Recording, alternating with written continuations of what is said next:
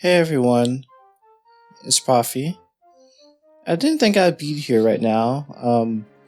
I decided to just record this and just kind of put it out there because, well, a lot has happened, and I've been trying to, make this video for like a while, and it just hasn't been going the way I thought it would.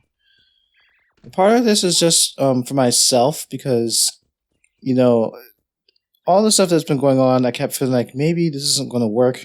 Maybe I'm not good at this. Maybe I'll never be good at this. Part of me was thinking I'm just kind of trying to make things too perfect, and that's why that's a problem. I don't know yet. Maybe that is, but I don't know. So I started this channel, and I was doing just like let's play videos.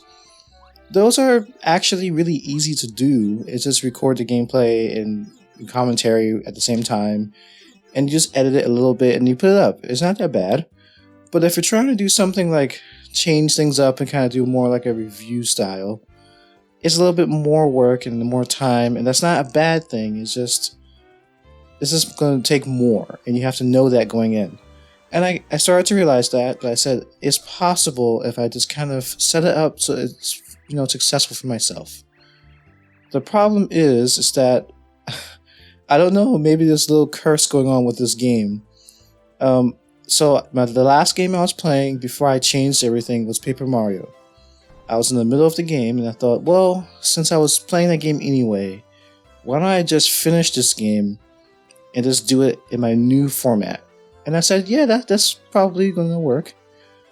But, in recording the Let's Play part of it, the first half of the game, I ran into lots of trouble with graphical errors and all kinds of glitches and all kinds of stuff that just kind of made it so that, that was a catalyst that made me want to change my style of video, because I'm like, I can't have all these problems. It looks really bad. I was already in the middle of the game. I didn't want to stop, but then I'm like, I kind of need to do something. So I changed my format and continued playing the game. And even through playing it, just playing through the game myself and just recording it with no commentary so I can have footage, even then, I was having problems. The game just resetting itself or graphical errors popping up, and then I have to change the graphic card, and then, that just turned into a whole mess there. And then trying to record the actual, audio that I want to put down, that was kind of a problem. And then that kept getting issues, and I don't want to sit here and complain, but I guess for me it's more like just to, tell myself through this video that when I do this again and I do Paper Mario, I will do a real review of it. It will be better next time. And it'll be perfectly fine no matter how it turns out. I don't have to have it perfect and all. I'm learning how to do it now, so it's fine. But man, this experience wasn't what I wanted, but it's what we have right now. So I'll do a brief overview of the game and my experience, and later on in the future, I will come back to this and do it again. Hopefully, things will be much better at that time. So this game is Paper Mario. It is actually one of my favorite games of all time. You wouldn't know that with my current experience of playing this game. I'm playing it with the emulator, was it N64, Project N64. So I played other games with Project N64, and I don't know if the graphical setup needs to be different for this game than other games, but that's a whole other thing. But anyway, the game itself has a strong fan base. It's a very charming game. It has a sense of humor. It has great design. It goes full in with the fact that Mario's paper and they live in a world that's like flat and like a book. It feels just really charming, and the music is really good, and it's just really fun. It's an RPG platforming game, so it has elements of both. As you go through the game, you're going to get different party members that have different skills that they can use outside of battle and inside battle. So they help you get through the world that you're in. And on top of just talking about the world, it's like I mentioned the charm of the game. Every person you talk to has dialogue, and often it's really funny dialogue. I mean, they all have their own character, and like the world itself is a character. It's just a nice game. Um, there was a prior Mario RPG game for the Super Nintendo, and that's like it's a different game. It's not based off of the same game, but it just I have to mention that in case people want will say something. With Paper Mario, there was sequels and other follow-up games. The Thousand Year Door, which it came out for GameCube. That game is I would say overall it is a better game. It does a lot of stuff to improve in this game, although it doesn't. I don't think that this game is like bad or anything. It's a good game. It's just Thousand Year Door just did some stuff to improve on what this game had and made it better. I guess parts of that. I mean, I will play Thousand Year Door, so I don't want to start talking about it because I will play that game too. So it's just know that it makes improvements in lots of ways.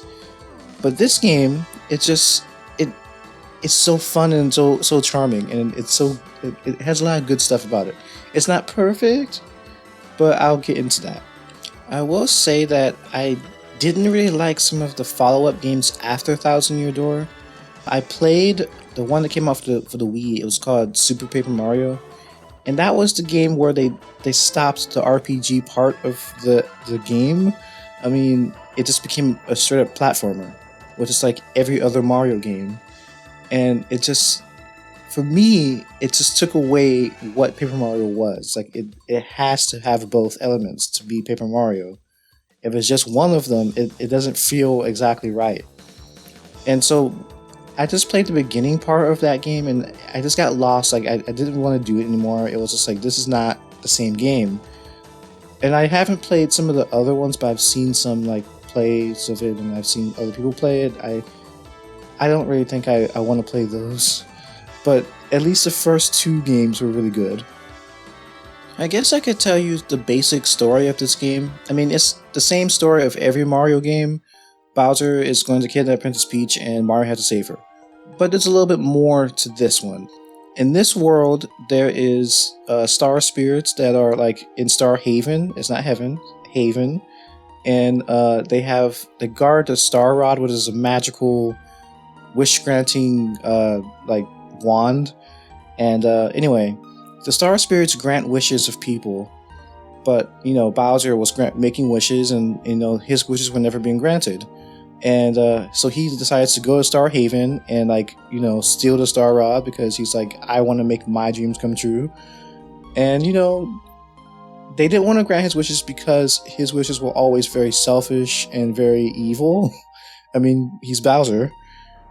Anyway, at the same time, Princess Peach is throwing her weekly castle party, and there's so many people from all over Mushroom Kingdom there, and it's all gonna be a nice time. Mario and Luigi show up. Mario's gonna go spend some quality time alone with her in the back part of the castle, whatever they do. And Bowser just shows up. Well, what he does is he makes it so that his castle is underneath her castle and lifts it up into the sky.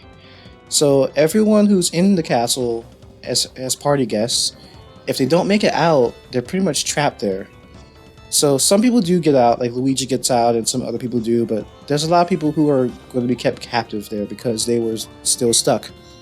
Anyway, when the castle's in the sky, Mario and Bowser meet up and they're going to have their fight. And this time is different because Bowser has a Star Rod. He's able to make himself invincible and use magic and all kinds of other stuff that Mario can't fight against. And so Mario gets ass beat. There you go. So this time, Mario has to find a way to combat Bowser's new power and also save Princess Peach and all the people that are trapped in the castle. And it turns out that while Bowser stole the Star Rod, he also trapped all of the star spirits and gave them to different people throughout the Mushroom Kingdom that are his followers, particularly his really strong followers, ones that wouldn't be easy to take down. So basically Mario has to go save all the star spirits, and then as he gets all of them, they can then, I guess they have a special power that they could use that will negate the power of the star rod so that Mario can defeat Bowser, and that's how you beat the game. So that's the game basically. It's just traveling through the whole world and getting the star spirits back, and then going to fight Bowser. That's the game. Well, throughout the adventure, I guess before I talk about everything else, let's talk about the battle system because that's important. So in this game, Mario has HP, which is heart points, and he has flower points, which is the FP, which is kind of like your magic. You get badge points, which is BP, and that's like allows you to equip like badges, which basically are like modifications to Mario. Like he either gets new attacks or he gets new like abilities, or he can get like defense buff or attack buff or something like that. You also have star points, which is like your experience points. Every time you get to 100 star points, you level up. And in this game, your max level is level 27. So that, I know it sounds weird, but that's the level you get to where you have maximum HP, maximum FP, maximum badge points. That's how they set it up. I don't know. Just don't fight the messenger. And as Mario fights in this game, he either jumps on enemies, which is common through every Mario game, or he has a hammer. Throughout the game, you get upgrades to your boots or you get upgrades to your hammer, and that makes you have stronger attack power, but it also allows you to do other things outside of battle. So like, the different hammers allow you to break certain gigantic blocks. The first block is like a yellow wooden block, then you get a stone block, and then you get a metal block that's multicolored. And then for your jump, you get either your regular jump, which is what you start with, and then you can do like a ground pound, or you can do a tornado spin jump. So, each one gets better. Another important thing about battle is, I guess, you have to play the first part of the game. This is one of my complaints, but I'll get to this. But later on, you get an item called the Lucky Star, which allows you to use the action command. And that allows you to do stuff with like button presses or doing certain movements with the controller that allows you to do better attack power or to reduce damage you take. So that's one of the reasons why this RPG is a little different, because you aren't just going to sit there and wait for your attack to go through and wait for your enemy attack to go through. I mean, you start that way, but eventually you will start making choices and doing stuff within the battle to change the outcome. So that makes it kind of, more of a charming, fun game that I like. I guess I should mention some of my problems with the game. Well, personally, I feel as though I don't like Chapter 2.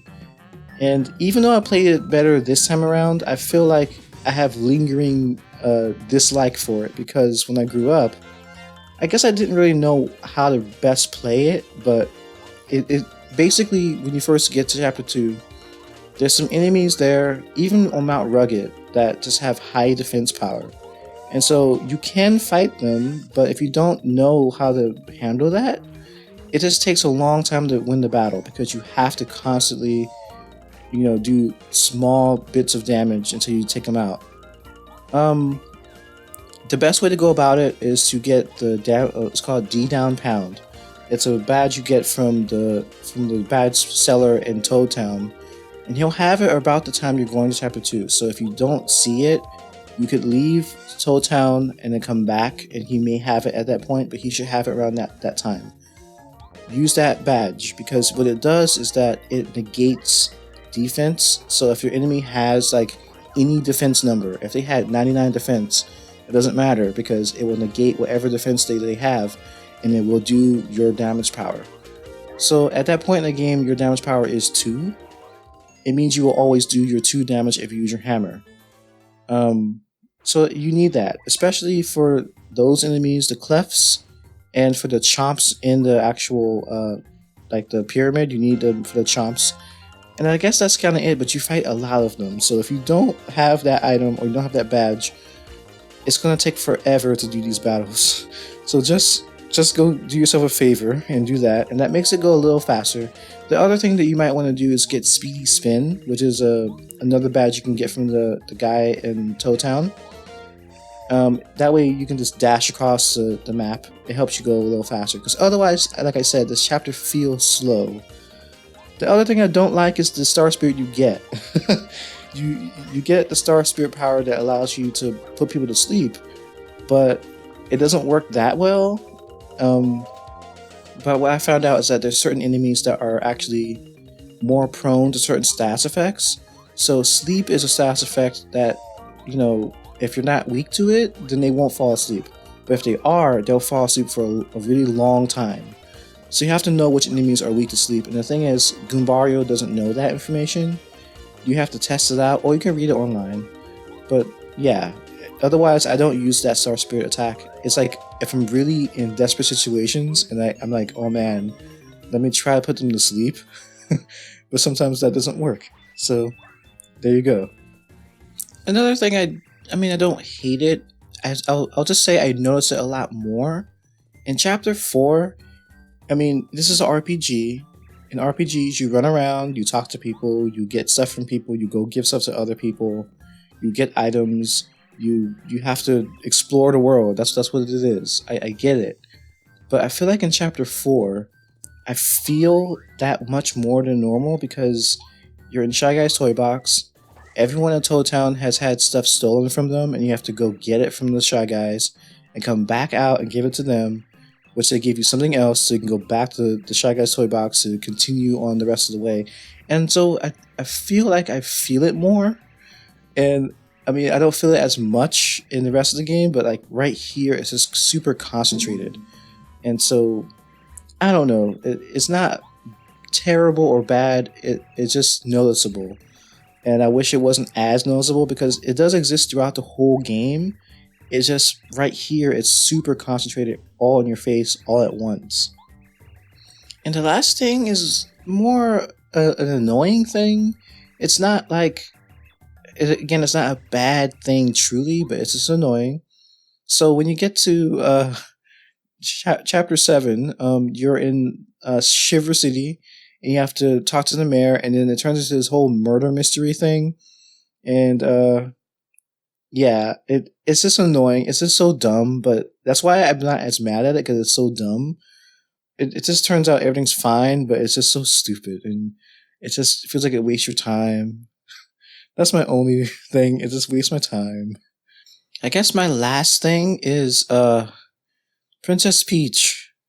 Again, not terrible, not the worst thing in the world, but that also feels like it wastes your time a little bit. After every chapter, you cut back to the castle and see what she's up to.